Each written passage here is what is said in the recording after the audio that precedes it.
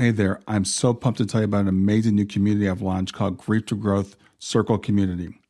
It's a space for people who are grieving to come together to support each other, and for people who want to know who we are, why we're here, where we're going, to have those conversations, all the things we talk about on the podcast. So I invite you to join me at grieftogrowth.com/community to become part of this compassionate crew. The best part, it's 100% free. And you have access to me in addition to everybody else in the community. In fact, the podcast will be there so you can talk about the things we talk about in the podcast right there in the community. There's also some premium content if you want to go deeper in the work I'm doing, but mostly it's about building relationships and community and about sharing resources and supporting each other. So come on over and check it out. It's grieftogrowth.com/community. I'll see you inside. Close your eyes and imagine. What if the things in life that cause us the greatest pain, the things that bring us grief, are challenges? Challenges designed to help us grow, to ultimately become what we were always meant to be. We feel like we've been buried, but what if, like a seed, we've been planted? And having been planted, we grow to become a mighty tree. Now, open your eyes. Open your eyes to this way of viewing life. Come with me as we explore your true, infinite, eternal nature. This is Grief to Growth, and I am your host, Brian Smith. Hey there, welcome to another episode of Grief to Growth. I'm your host, Brian Smith. This is a place where we explore the depths of life, the mysteries of death, and a journey that connects them both. Whether this is your first time with us or you're a valued part of a growing community, I want to welcome you to another episode where we talk about healing and understanding. In today's episode, we're going to delve into a topic that holds a lot of personal value for each of us, and that's the transformative power of self-healing and emotional release. Now, this isn't just an academic discussion. It's a journey in understanding how we can unlock our inner potential to heal and grow, even in the face of life's most daunting challenges. And I would say a lot of times those challenges actually force us to heal and grow. Our guest today is Jay Chanthlangsy. I believe I got that close to correct. He's a beacon of hope and resilience. He's an emotion code practitioner, and his story is a testament to the human spirit's ability to overcome adversity. His experiences, especially during the challenging time when his eldest daughter battled a chronic disease, have given him profound insights into the dynamics of emotional and physical well-healing. And his journey is more than a personal triumph. It's a roadmap for anybody seeking to navigate their own trials. With Jay's guidance, we'll explore how to harness the emotion code and other self-healing techniques to transform our own traumas into strength and into wisdom. This is an opportunity for you, listener, to learn practical strategies for emotional healing and to gain insights into how physical health intertwines with our emotional state. So as we engage with Jay, you'll discover how to apply these principles in your own life, turning challenges into opportunities for growth and healing. And if you enjoyed this conversation once it's over, please visit us at grieftogrowth.com/community to continue the conversation there.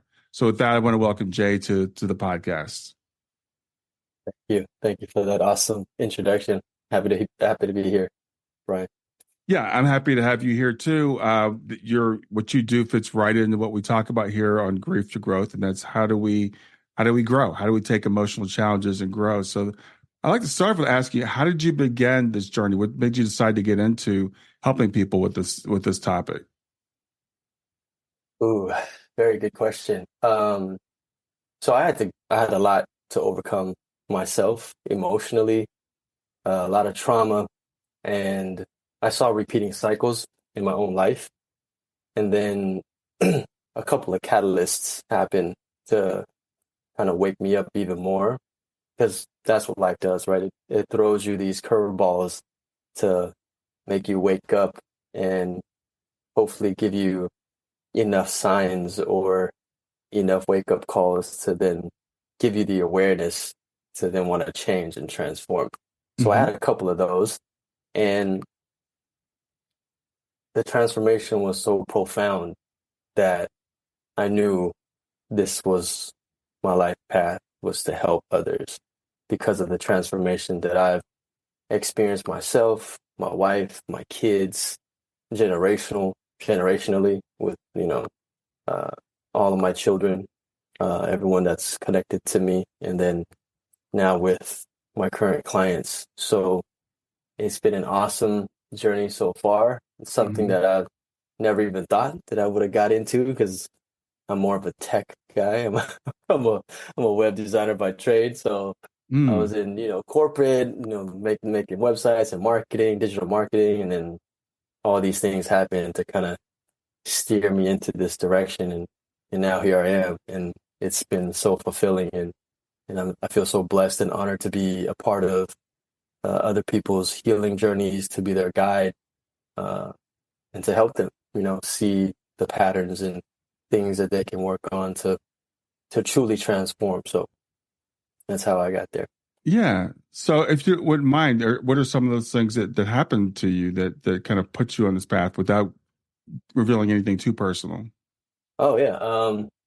So you mentioned it in the introduction. The first catalyst was my eldest daughter, who she was born with a rare genetic disorder, something that we never saw coming.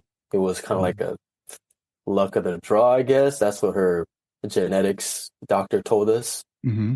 But her mother and I had no understanding of it. We became uh, experienced in genetics after we had her, Yeah. understanding, how things work and biologically, genetically. And that was probably the first, you know, thing that happened because we stayed in the NICU in Stanford, California, Stanford Lucille Packard Hospital for about a year and a half as she was fighting for her life and didn't know how that was going to turn out. But luckily, she got through it. She's 14 now. If you see Wow. her, you wouldn't even, you couldn't even tell what she had to go through in her early life.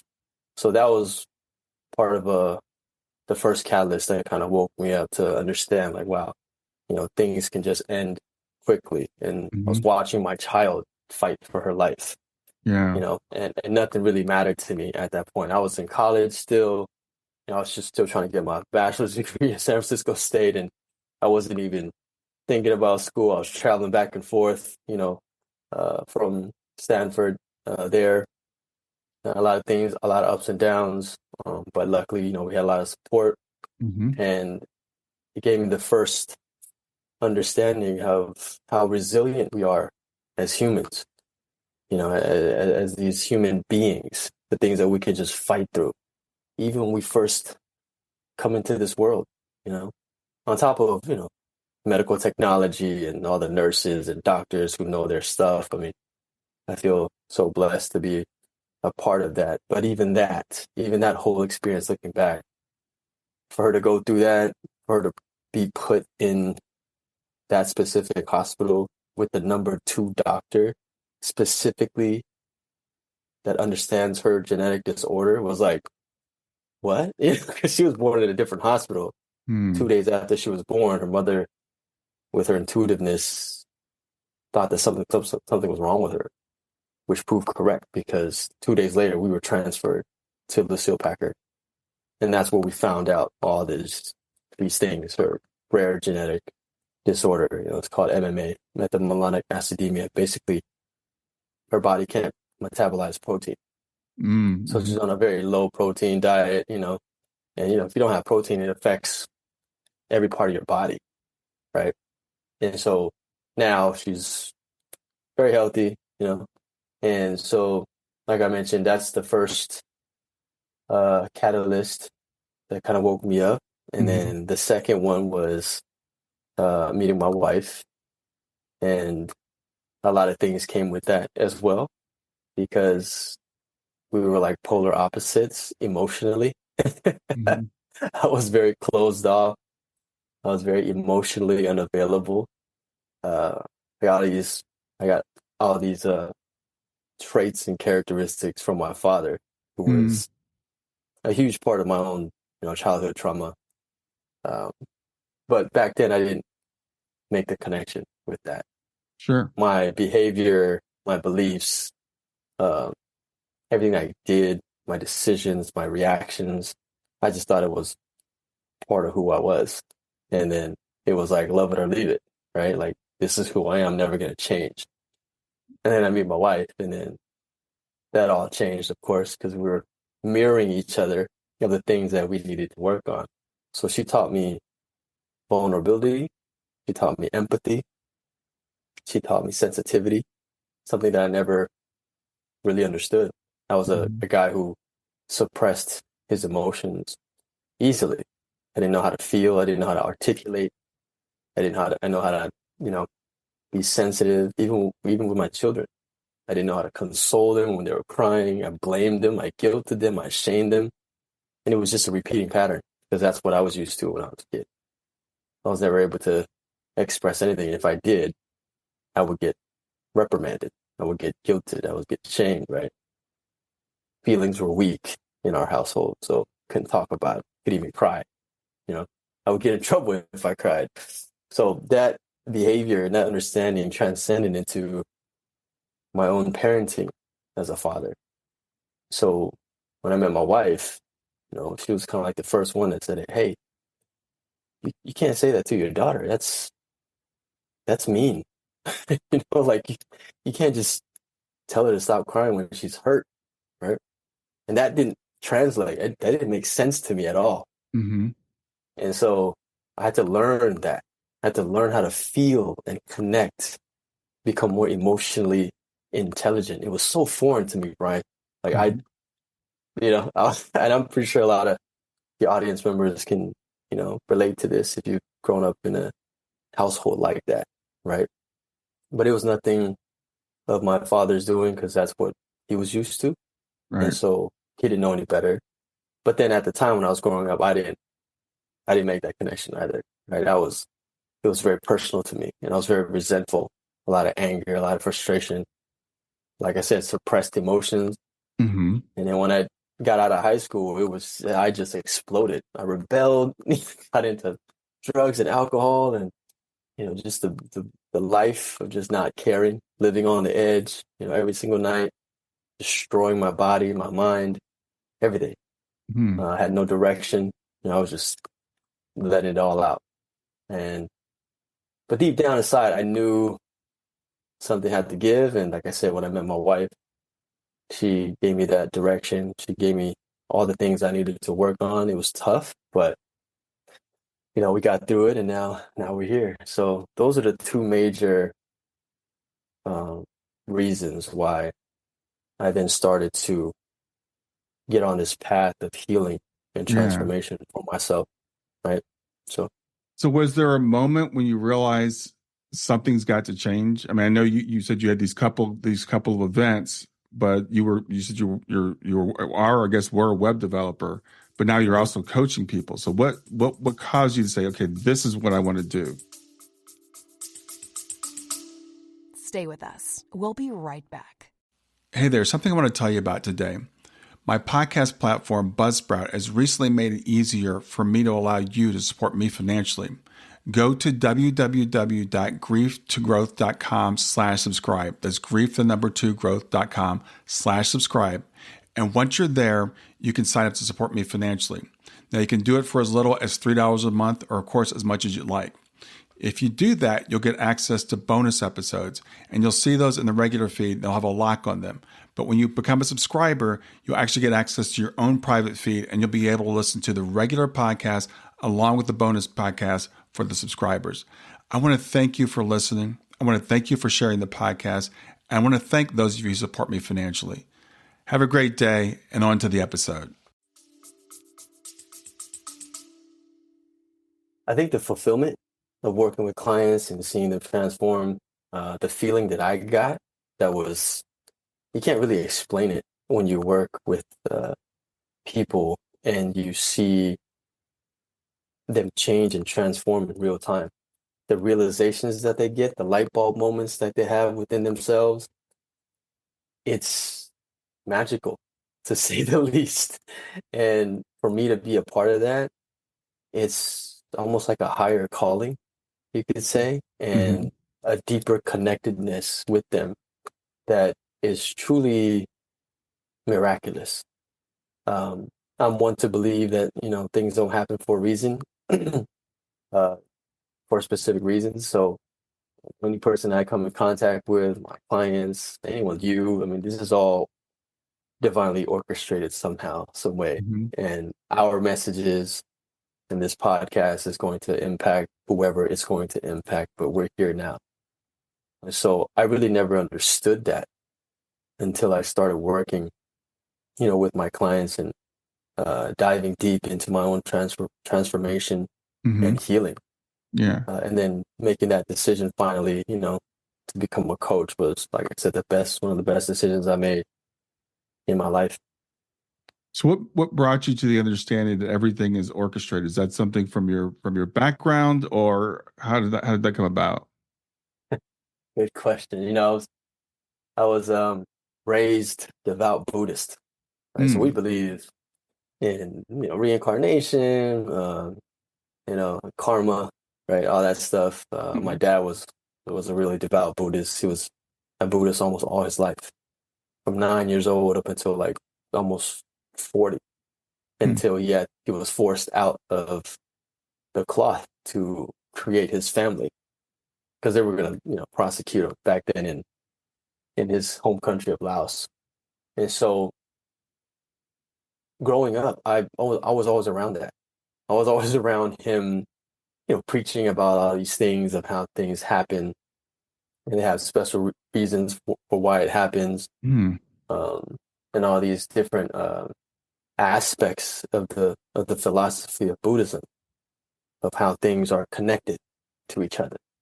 But I never took it serious. I was like, I was so angry at him most of the time. I was like, whatever, right? Like, I never really dived into my spirituality around it Mm. for a long time until those things happened, until those two major events in my life happened, which put me down this path of self-discovery, of remembering, right? Because when you start to heal, you start to understand a lot more about yourself.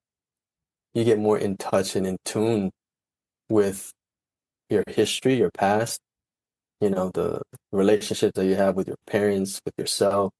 You question your beliefs, you question your morals.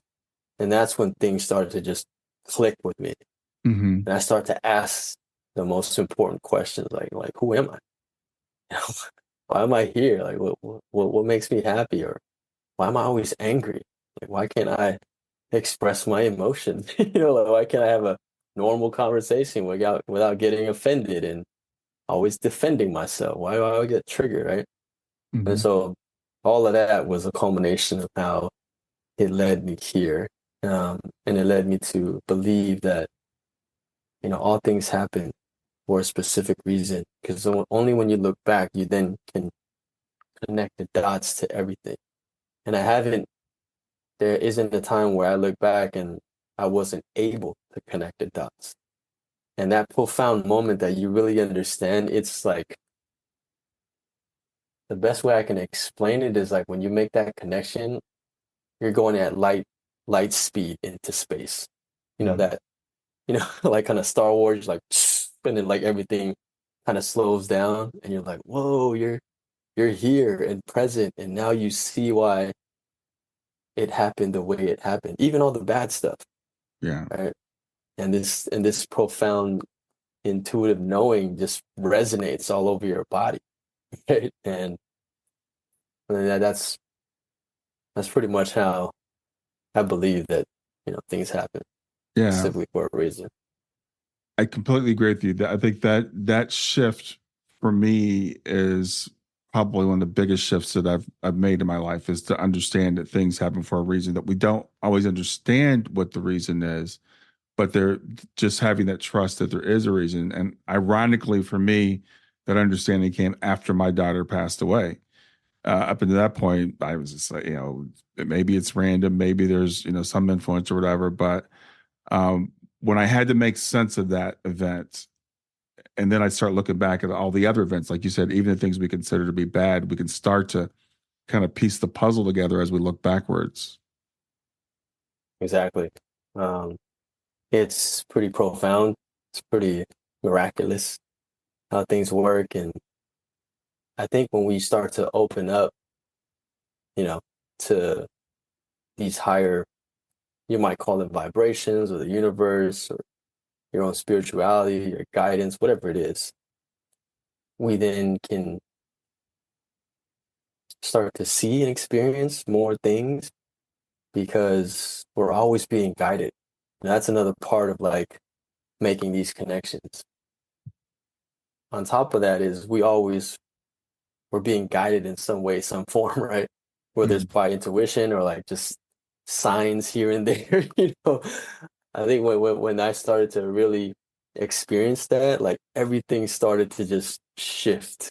Like everything was like in HD, like things people said, the words I read on the shirts, music that was playing, the emotions that I would feel in like random places. I'm like, wait, why am I feeling this? Or why am I experiencing this right now? Or why did she just say that to me when I really needed to hear it? Like in a passing conversation, I'm like, huh, I think I needed to hear that. Or this is definitely a sign, right? I mean, when you're open like that, I think the signs are everywhere, But if you're not open, the only sign that you're going to listen to is the one that's mostly like catastrophic, mostly like in your face, like, oh my gosh, like it's a tragedy or it's a catastrophe, and then you wake up, right? But when you're awake and you're fully in tuned into these, higher frequencies or vibrations, you're just like, I see, I got it, you know. And then comes the gratitude, the awareness, um, and just the ability to flow and surrender to life itself and all the experiences and situations that you're put in. And then you're here, you're one with almost everything. It's a beautiful place to be. So would you mentioned you were raised as a Buddhist. Would you describe yourself as a Buddhist now? Stay with us. We'll be right back. Hi there. I'm really excited to tell you about my latest ebook. It's 4 lessons that you can learn from the near-death experience without going through all the trouble of dying to learn them.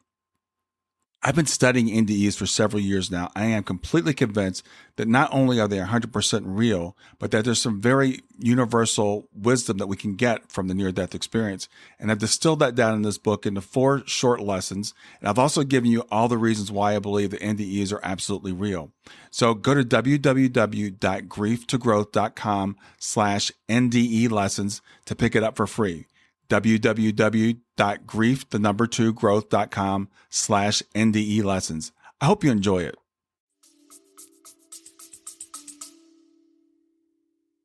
No, I would say I'm more spiritual.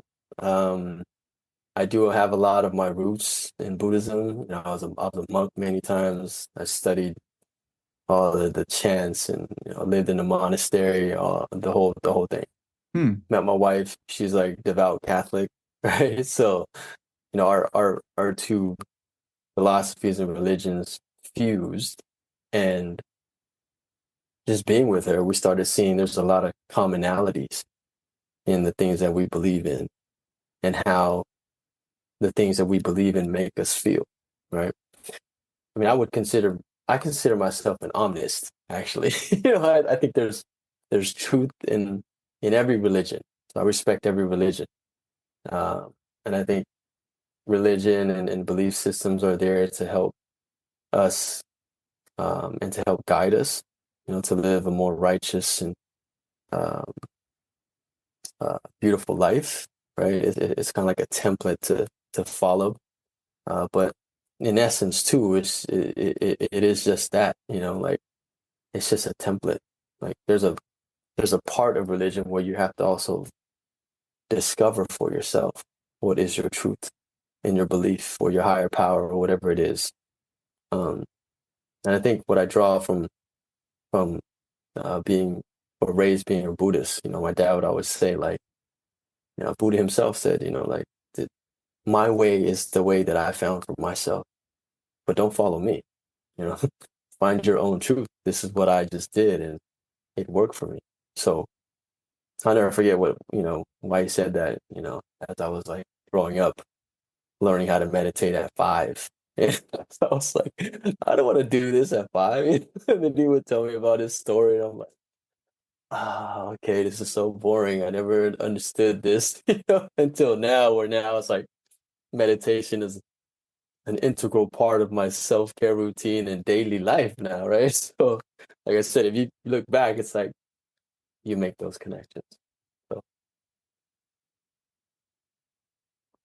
oh, hear you,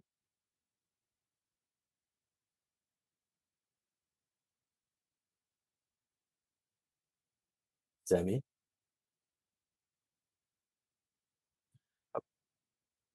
All right, we're back. We had a little bit of a technical glitch there. We're talking about Buddhism and the philosophy of it. There's so many great things about Buddhism in terms of understanding your own mind, things like meditation or mindfulness, which I'm kind of jealous that you were taught that at an early age, because a lot of us Westerners don't discover it till very, very late in life, and then we struggle with it. Right? We're like, oh, I can't stop my mind.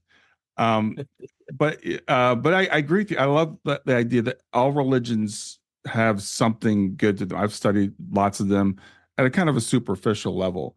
And there's that core that they all have in common that's really great. And then there's the stuff around the fringes that is like, yeah, maybe not so great. Yep, exactly. Um, and being raised in this type of philosophy too, like I guess it was part of the our tenets of being Buddhist, because it was, we're such a passive religion or philosophy. Like we our the core belief in us is that we are our own doing, right? That's why we believe in karma. Hmm. So our own fear is like, don't mess up in this lifetime, because you will pay for it. It will come back to you either in this lifetime or the next. So Hmm. I can always remember my dad, telling me all the time, like, better watch what you do. You better watch what you do to people. You might not experience it now, but next life you might come back as something else. So that was always playing in the back of my mind. And so, I guess that was sort of like this underlying fear and Hmm. understanding that I had, and then when I started to really study the philosophy and the religion, and also being with my wife, like you, studying other religions on a very surface level, I started seeing a lot of patterns, Hmm. and making those distinctions in each one. Like I said, when you truly put everything into perspective with religion, it's just there to help guide us, right? To help us find our own truth and be connected to, whatever higher power you believe in, because it's like a beacon for us to follow, right? Hmm. Yeah, So tell me about the emotion code. I hadn't heard of that before discussing this with you. And so what is it and how did you discover it? good question. So the emotion code is a energy healing technique that was developed by Dr. Bradley Nelson. To look him up. There's a book called The Emotion Code. So Dr. Bradley Nelson, he developed this energy healing technique. It was God-given to him through, I think dreams or visions that he had. He's a chiropractor by trade. And when he got these downloads, he started to do these techniques on his patients, because he saw that, even being, the chiropractor, some of his patients kept coming back. So things weren't really working. Hmm. And so, as he started to practice on his uh, patients, he started to see that everything is subconsciously trapped inside of our bodies. And that's what emotions are, right? And we're just beings of energy. And emotion is just energy in motion. And emotions make us who we are, make us experience life. And the drawback of emotions, though, that most people might not understand is it's also a form of energy. So if that energy doesn't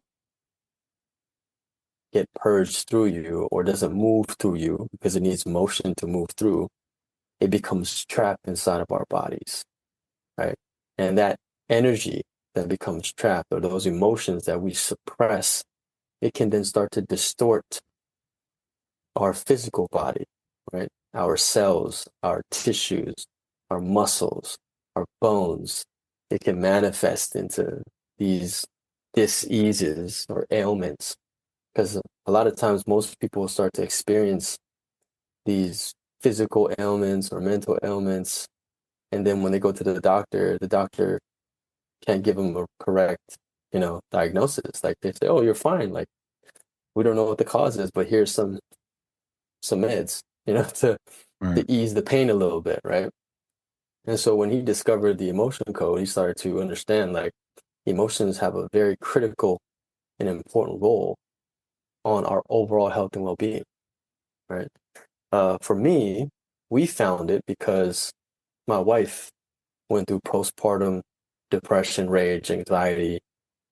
She was diagnosed with that after she had our son, Ezra. And it was one of the most scariest times of my life. Um, I didn't know what to do. I was feeling very hopeless, very scared because I'd never seen my wife that way. She's a very bubbly, nurturing, loving, empathetic person. And for her to be, depressed and, not even want to hold our child or play with our kids, not wanting to come out of bed, always crying. Like I was really scared. I didn't know what to do. Um, until, we took her to go see the doctor, and the doctor diagnosed her of having postpartum depression and rage. And I think after 3 weeks, the doctor was already prescribing her with antidepressants. Yeah. And luckily, she was still mentally there to tell me. She was like, "I don't want to take these meds. I'm still breastfeeding our son. Like, I don't want to even risk it, no matter what the percentage is that it, might move through her body into her milk supply, right?" Right. And so she went on this, you know, uh, research on Google and, social media. It's like there has to be a better holistic way to do it. She's already that type of person, herself, where she just uses all natural products and stuff like that. She's like, there's got to be a way. And so she came across this other practitioner on Instagram. She was promoting the book, The Emotion Code, and she just decides to buy it. Right? So she buys it, she starts reading it. Things started to make sense to her, and then she tells me, she's like, "You need to read this book." And she's like, "I think it's gonna help me." I was like, "Oh, whatever you need, I'll do it right now." Mm-hmm. 3 days, I got the audiobook. I went through it in 3 days, and something told me, I was like, "I think this is it. I think this is what's gonna help you." And so the Emotion Code book, Dr. Bradley Nelson teaches you how to release your own trapped emotions in your body. Hmm. And it's by way of sway testing, right? Or muscle testing. Most of all of our ailments, we have answers for within us, right? It's trapped away in our deep subconscious mind, and it's trapped all over our bodies as these like little energy balls. So we started to implement these techniques that we learned in the book on ourselves. So my wife and I did it on ourselves. And 3 months later, my wife is clear of all of her postpartum rage, depression, anxiety, to the point where her doctor's like, "What did you do? Hmm. Like, what happened?" Like, like, "Are the meds working?" And, she couldn't really tell the doctor, like, about this energy work. She felt like she might not be receptive to it. So she was just saying, "Oh, I mean, I'm doing a lot of mindfulness activities and meditating, stuff like that." And she was like, Mm-hmm. "Well, seems like you're fine now, I mean, I guess, I could take you off the meds and, maybe you can go back to work." And so after seeing that transformation, that's what got us to become certified practitioners in the emotion code. So we use that with our coaching, with our clients. And personally, myself, I've gone through a lot of my own energy work, and a lot of things came up with me, a lot of trapped emotions that I've been suppressing for a long time. Mm. The things that I felt within myself when I did those releases was, I can't even explain it. Even till this day, Brian, like sometimes I work on my clients and they tell me things that I'm still pinching myself. I'm still questioning, like, is this real? Like, are they just messing with me? Like, are they really feeling this? But they are. Like, they're just, they feel differently. They have these experiences that some are like, just you can't even explain it, right? But it helps them. They have this new awareness and new level of consciousness of the things that they've been holding on to. And when you really think about our human experience, what do we remember most, right? We remember how we felt Right. most. The rest are just details. But if you are feeling negative emotions based around the situation, which we call trauma, right? Like that energy is going to stay with you.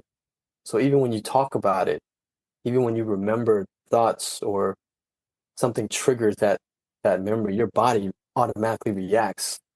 And that's the trapped energy of that trauma or that emotion that's been in your body for such a long time. So for us to release that, there's different ways. And emotion code is one of them. So there's three different codes that Dr. Bradley Nelson has. Emotion code is one of them. And then the other one is called belief code. I'm sorry, belief code and body code. So Mhm. those are more comprehensive techniques to help you do the same thing, release these trapped emotions. So that's what emotion So, code is. are there like exercises that you do there, or is it something that someone works with you? How does it actually work? So as a practitioner, everything can be done, virtually. Like we don't Mhm. have to touch you. We connect directly to your subconscious mind by your consent. So if I were to do it to you, I'd, ask you for your consent to see if I could, tune in to your Mhm. subconscious mind, because we're all connected energetically, right? It doesn't, energy spans space and time.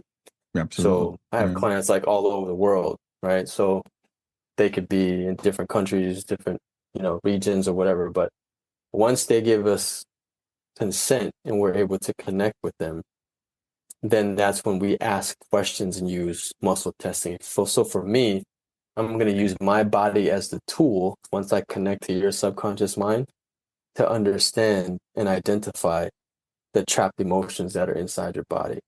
And once I identify that, I can then release it just by pure intention, right? Mm. And once the release happens, a lot of, our clients and people that have done this work, there's thousands of practitioners worldwide. Um, and a lot of people say the same thing, like when they get the emotions released or, they get the energy work done on them, they feel tingles, they get lightheaded, they have crazy dreams that night, they become very thirsty because when you think about it, you have all this energy, trapped inside your body. And then when it finally releases, your body is going to feel different, right? A Mhm. lot of people Mhm. feel lighter, they have like creative sparks, a lot of people cry, just because they were never able to feel it. They were never able to let go of that trapped emotion. For example, for me, one of the most profound things that happened to me doing this work on myself was I had, I fully reconciled with my father. Mm. I fully forgave him. And I knew this like deep down inside because when I was doing all this work, he had already passed in 2009, right? And we never had that closure. We never Mhm. had that, that talk or, you know, that that connection. I mean, our relationship towards the end of his life was pretty good. We were talking and stuff like that. We were amicable, we were respected. But I was still feeling a lot of anger, a lot of Mm. resentment. Mhm. So when I started to do the work, a lot of these emotions came up for me, Brian, like resentment, bitterness, hatred, anger. I was feeling all these emotions in my abdomen. in my back, in my shoulders. And then one day when I was working on myself, I felt like this weight just lifted off of my body. And as it was lifting, I started to cry like profusely. Like I felt like my tears were shooting out of my eyes, Mm. right? Like, and my wife was there. She's like, "Are you okay?" She's like, "I don't know what's happening, but I'm just feeling all of these emotions. It's overwhelming, and I don't know what I'm going through." And then everything made sense. Mm. Like everything just clicked into my mind. Everything was like, your dad was the way he was because of XYZ. He treated you this way because of XYZ, right? Like the veil of my anger and resentment and bitterness and hatred towards him just lifted away. And what was left was this light, very airy feeling of compassion, of like unconditional love and, forgiveness and gratitude. Like, and for a whole week, I was I was still crying, for like a whole week, feeling all these things and was journaling everything down, everything that I was going through. And I really felt inside that I finally was able to just let all of that, those trapped emotions, those negative emotions towards them just go. And the dreams that I was having, like he was coming into my dreams and we were having conversations in space, Brian, like, I was like I was there sitting with him and he's like asking me about my wife and my kids. And I'm just like, yeah.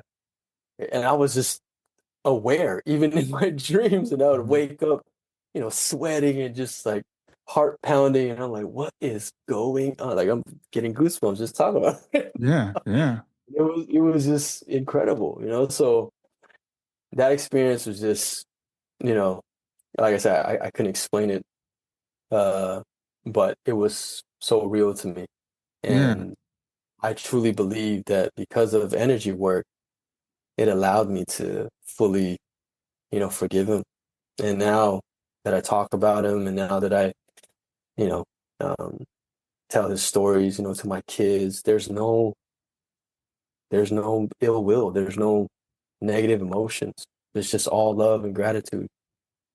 Now I'm curious, when you were younger, did you know that you had these feelings, the anger and resentment toward your father, or did you even know that you had them? Yes, because I Mm. was so fearful. Oh, And part of my fear, I did things that were very uh, against his rules, and I got caught for some of them.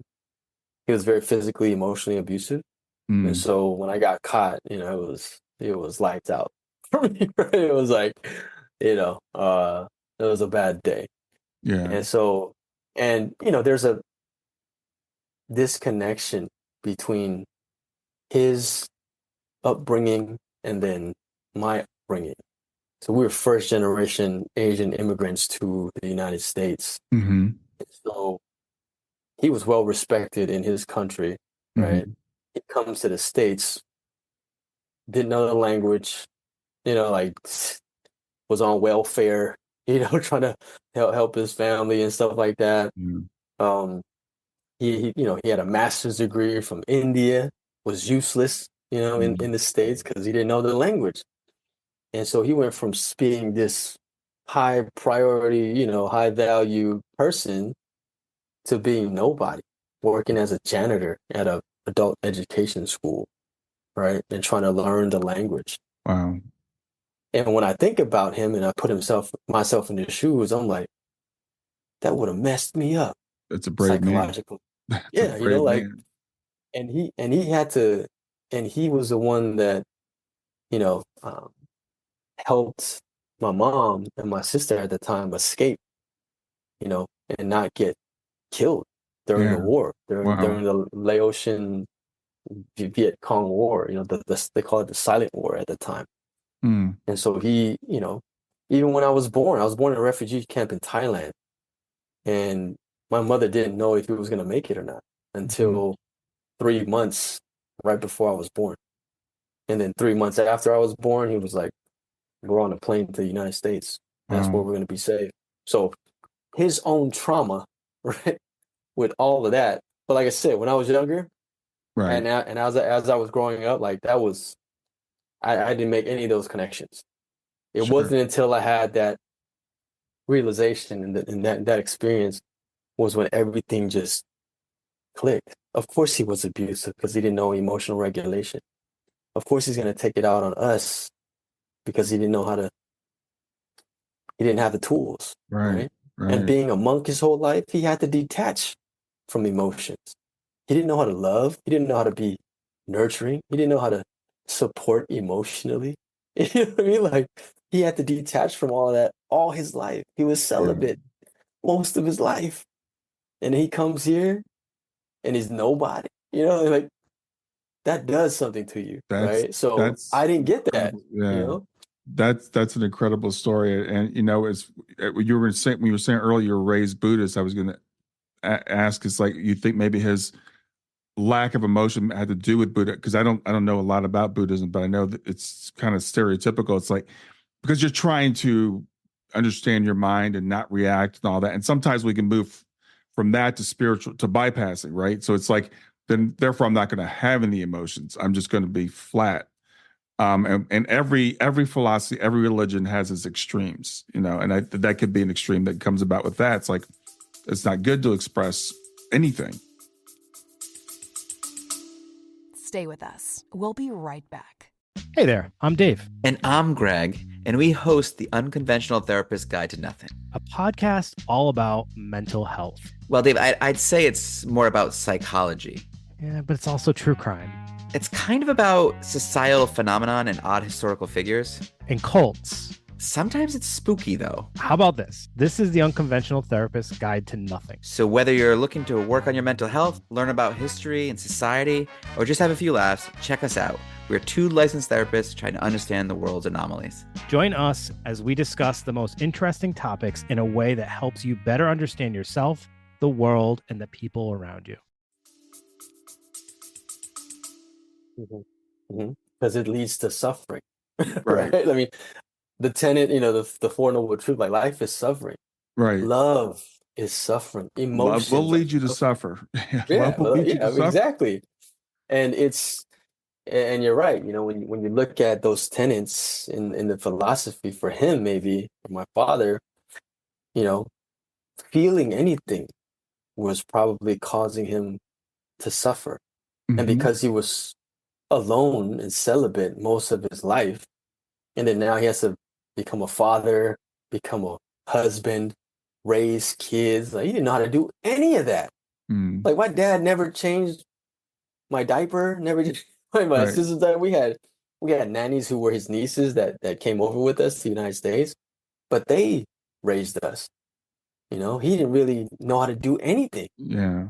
So imagine his, the experiences and the things he was telling himself, and he was like, my life wasn't supposed to be like this, right? My life was supposed to end in the yellow robes, right? Yeah. Because Yeah. I asked him one time, I asked my mom actually, and my mom was like, yeah, if his venerable didn't tell him to go save himself and find a family, he would have died as a monk, Mm. right? That's why he was so old, and when he met my mother, he was already like 40, like hitting 40, right? Mm-hmm. Mm-hmm.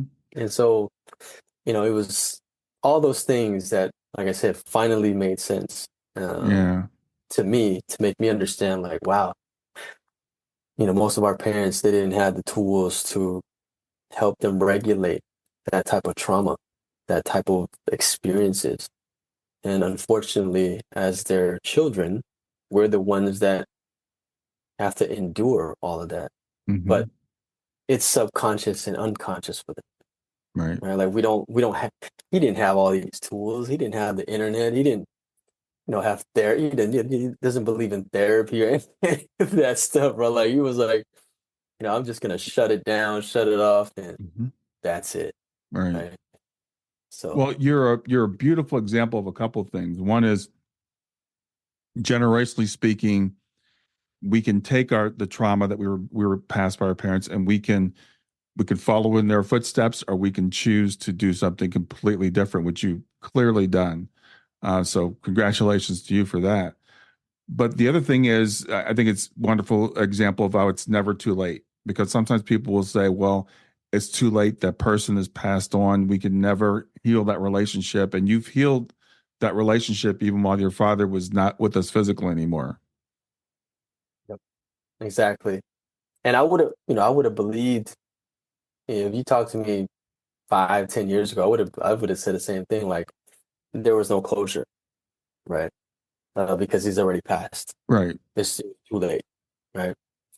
But doing this type of work, with energy and going through my own experiences, I'm a firm believer that just because they're gone doesn't mean you can't have the closure or the have reconciled with each other, because the energy is still there.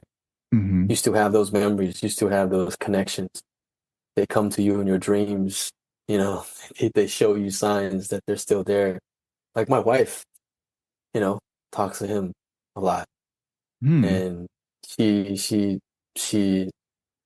firmly believes, and I do too, that he's like one of her guides.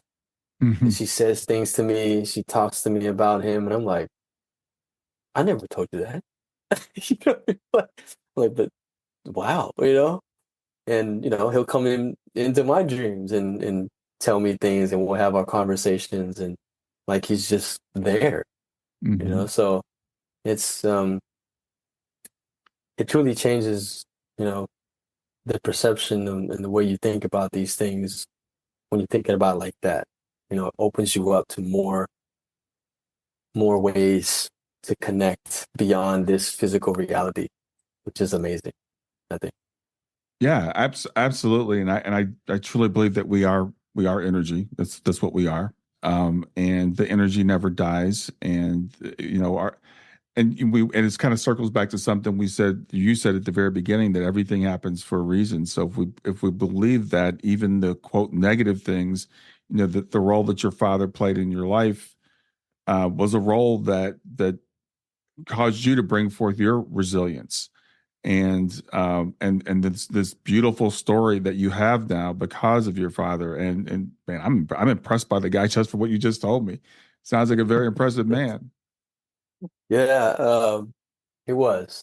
Um, and every time I think about him now, like I said, emotions of gratitude and compassion and all the good things about him that I remember, Hmm. you know, sticks with me, and the things that I teach, my children, all those things and years of strict rules of following the meditative guides, and learning the history of the religion and philosophy. It still sticks with me, no matter how much I hated it or hated him for that.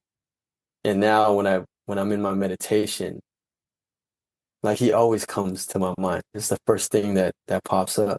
Like, man, I was 5 when he told me to sit down and don't move and just close your eyes and relax, you know, and don't try to do anything. Just sit there at Hmm. 5. Sometimes my inner child comes up. I'm just sitting there as I'm sitting in meditation, just seeing myself. And sometimes he comes into my meditation.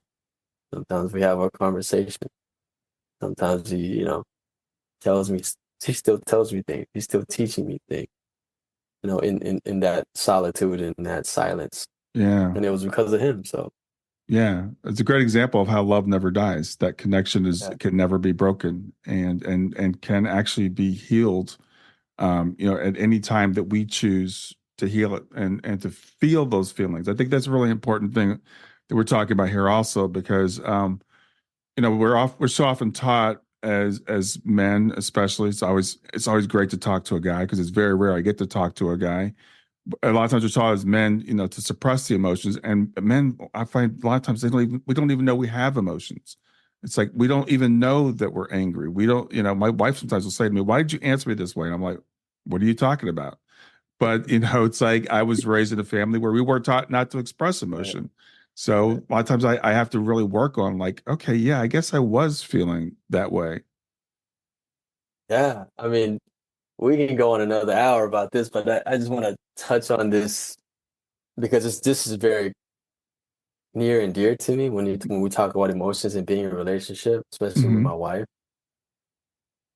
She had a term for me. It's like, you're emotionally disabled, right? Mm-hmm.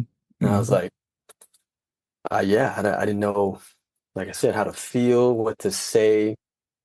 And when I would say something, it would just come out as anger, Mm-hmm. as defensiveness, as, very a very condescending tone, or blaming her and gaslighting her all the time, Mm-hmm. right? Like that was my MO. Or if it got too bad, I would just walk away. Right? That's like a form of emotional abuse. I would just like, forget this, I'm out. I Mm-hmm. wouldn't call her. I wouldn't, say anything. I wouldn't tell her like, oh, we're gonna have another conversation about nothing. We were just out. That was my behavior. And one time, after we had our first daughter, like she was ready to leave me because I didn't come. I was out for like 2 weeks, almost 3 weeks, and I didn't talk to her. Like I gave her the silent treatment, and you know, um, she literally called my sister and was like, "I don't know where your brother is, but if he doesn't come back, I'm putting all his stuff out in the streets. Like it's over." Mm-hmm. you know. And luckily, I called that night, came back that night, and we had a conversation about it.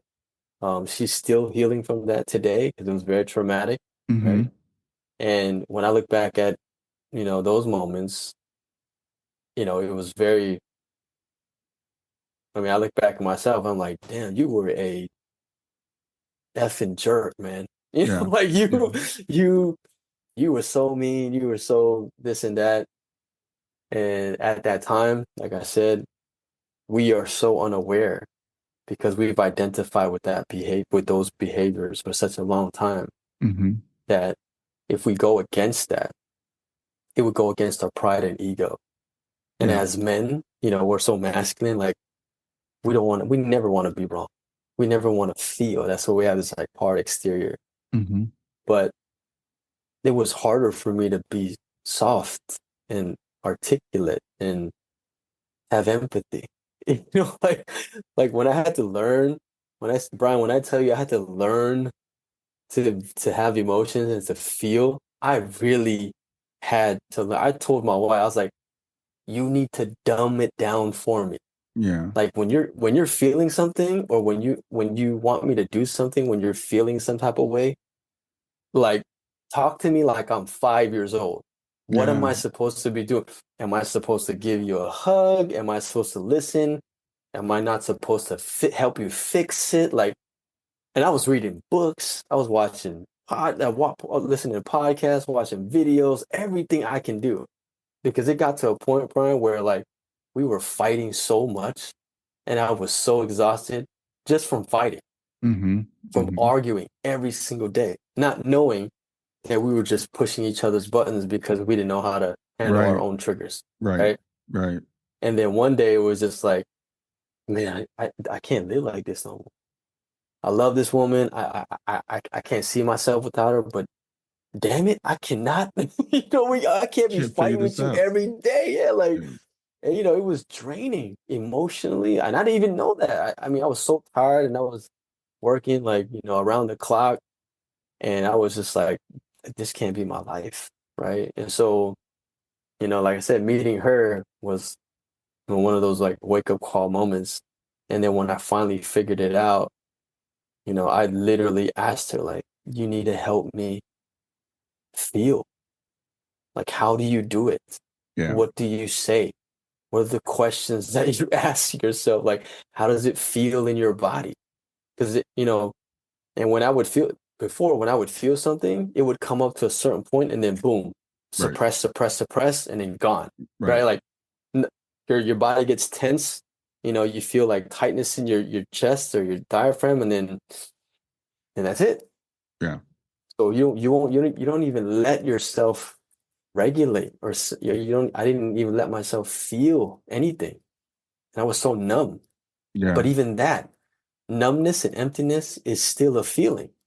That's what most guys don't understand, right? Like, but we're so Right. conditioned in that behavior that becomes our normal. And Yeah. so for me, yeah. What you just said was really, really super important. Because, I can relate so much to you. My father was raised in the fundamentalist Christian church. And I remember when I was in my 20s or 30s, I found this book called Wild at Heart by John Eldredge, who was a Christian guy who wrote about the wounds that fathers give to sons, Mm, unintentional wounds.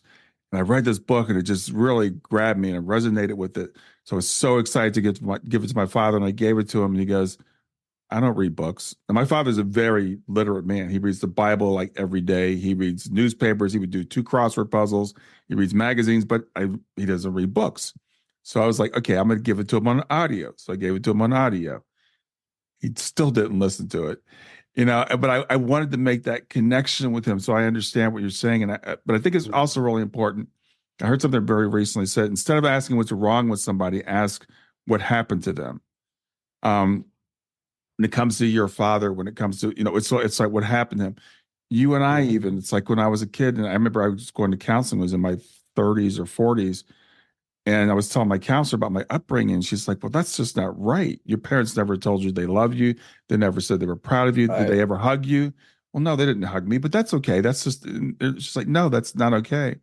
So sometimes people look at people like us, and our wives were fortunate to hang in there. My wife's hanging with me for 33 years. I'm still learning, but I'm like, Yep. yeah, but this is how it was in my house. We didn't Right. express emotion. We didn't hug each other. It's just like, why do you ever Mhm. hug me? I'm like, okay, it's not like I'm trying to get back Yeah. there, but nobody ever hugged me. Right. Right. Oh my God. There's a lot of parallels, and that kind of put me back into those specific memories with my wife too. When you said like, oh, we don't hug each other. I was never physically affectionate with my wife too. Like, she would always get mad at me, especially when I'm laughing at myself because Hmm. like when you think about yourself, you're like, you were actually like that, man. You were a piece of work, man. Yeah, So, yeah. like when she would be like crying about something, because she's very emotional, right? But everything, like, she's very in touch. She's a hypersensitive person. Hmm. Hmm. When things happen to her, like, she feels. And I think deep down inside, when I would see her feeling like that, and it came easy to her, I'm like, a part of me, like maybe my shadow part was like, how come I can't do that? How come I Right. can't just let go and like, and then like I would get upset, right? And I would get like very defensive, and that would Hmm. trigger me and Hmm. my own, work that I need to do. And so I didn't know how to even like give her any type of physical affection, even in those moments when she was feeling sad. Like, and when I tell you, Brian, when I told her you need to dumb it down for me, like I was literally writing down protocols like when she's crying, number one, you sit next to her. Yeah, Number two, put your arm around her. Number three, hug her, yeah, yeah, Number four, don't say nothing yeah. just yet, until she calms down. Like, I wrote everything step by step. Like, Yeah. that's how conditioned I was of like not feeling and connecting and not empathizing with, Right. other Well, I people. think I think we come in with that emotional intelligence, but it's conditioned out of us. Like you Correct. keep using the word condition. I Yes. completely agree. It's Yeah. conditioned out of us. Because I remember being a little kid, and I was a very sensitive child, and my parents Right. would say to me, "O'Brien's the sensitive one." But then, not intentionally, but they just kind of pushed that out of me. And Right. even just that thing, Brian's sensitive. Like, that's not good. Don't be sensitive. Okay, got it. Don't be Hmm. sensitive. Exactly. I totally agree with that too. Because when I started to look back at my own childhood, I was the creative, more sensitive, you know, kid. And my father wanted me to be, the academic, the Right. logical, the, go-getter. Asian families, like, they want their sons. I was the only son, right? They want their sons to be like doctors and lawyers and Be a doctor. engineers, Yeah. yeah, and he was highly educated, so he wanted me to, become highly educated, and that just wasn't me, right? I was more like passive and just flowy, like my mother, Yeah. Yeah. So I mean, I'm pretty sure that made him even more, kind of harsh and rigid with me. But as in that type of environment and that type of upbringing, like you said, it gets conditioned out of you. Hmm. Because I mean, I knew that my behaviors, and I don't know if you felt this way too, I'm pretty sure you did, but even in those moments of like me being triggered and behaving that way and not knowing what to do, and calling my wife out just because she's crying and stuff like that, like after that, after I would go through all that and do that stuff to her, like I would feel guilty. Hmm. Like I knew that shit was wrong. I knew, I was like, man, this ain't right. But then my ego or my pride or whatever it was just like, nah, you didn't do anything wrong. Right. It's okay. Just go back and make it seem like you didn't, nothing happened. Don't even talk about Yeah. it. Like just sweep it under the rug. Yeah. And my Yeah. wife Well, hated that. She was like, we're just not gonna talk about it. We're just not gonna like just have any closure. And I'm like, what? We're good now. yeah. So why do we need to talk about Yeah. Well, yeah. Okay. Well, I'm not going to do my own therapy session here, but yeah, it? that's one of those things I'm still learning. And I was really proud of myself like yesterday because I went to my wife and I apologized for something because I woke up in the morning. I was like, what I said to her last night, I shouldn't have said. I could let it go and see, because normally she holds on to it, right? So I'm like, see if she holds on to it. And then the other side of me was like, but you should just apologize because you were wrong. And I actually did. So I was proud of myself then. Awesome. That's the first step. Yeah. Brian, like I would never apologize for anything. Like my apology was like gaslighting her Yeah. to make it seem like, it was I'm part of you. sorry you feel You that did way. it too. Yeah, I Yeah. saw you feel that way. Yeah. And Yeah. so like when like you said, when you can't really deeply connect and empathize and hold yourself accountable, you'll do everything to like push it off of you, to like blame the other person. And I Hmm. had a PhD in that, Brian. Yeah. Like I knew, I mean, even now when my wife and I talk about our first years of marriage, we've been together for almost 10 years, married like 7. Like our first 5 years of relationship, very tumultuous, Yeah. you know. And like I said, she almost left me that time. And even if she did, I'd be sitting here and telling you, Brian, I deserved it, man. I was Yeah. a I wouldn't want to be with myself, in a relationship with me back then. Like, there's no way. And so, like, until you go on that journey, until you start to understand and heal, I think that's why it's so important to do this work, like what you're doing now. Having um that will to like work on yourself. And when I talk to my clients about this and I share my stories, I'm like, if you would have talked to me 5, 10 years ago, you wouldn't believe the type of person that I was. Yeah. It's like night And and that's day. and that's why you're so qualified to do this work because of the work Thank you. that you've done yourself. Well, Jay, I could talk to you for a lot longer. We need to wrap Yeah, up. I want to say it's yeah, of been course. such a pleasure getting to know you. My pleasure. Tell people how they can reach you and how people can work with Yeah, you. of course. You can go to my website. It's www.jaychanthlangsy.com. Just my whole name, Jay, and then my whole last name, chanthlangsy.com. I have some free resources there you can check into. There's a couple of assessments you can take if you're ready to start the healing journey. I have the healing journey assessment that can tell you exactly where you are on your healing journey. It's modeled after my own personal journey, right? We first become aware, we accept, we take action, we start to heal and understand that we're doing the work in the fourth step of actualization. And then the final step is getting back to your authentic self, remembering who you are underneath all of that trauma and suffering, right? We're all there. We just have all these things on top of us that we need to work through. So that's the healing journey. And I firmly believe that, the initial path to start healing is through self-care. So we Yeah. really have to understand how to take care of ourselves, how to ask the important questions, looking in the mirror, asking those questions like, who am I, right? So there's those free resources there. And I'm also taking on new coaching clients, and you can book a session or book a free call on my website there as well. So that's open to everybody. Awesome. Well, Jay, thanks again for doing this. And I know it's late for you this evening. I appreciate you doing it. Have a good night. Of course. Thank you so much. I appreciate it.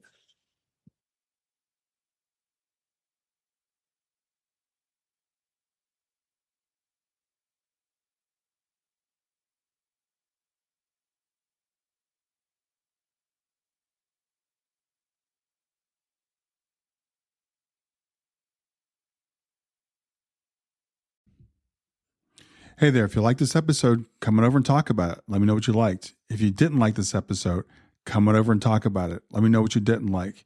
Go to grieftogrowth.com/community and look for Talk About the Podcast. I'll see you there.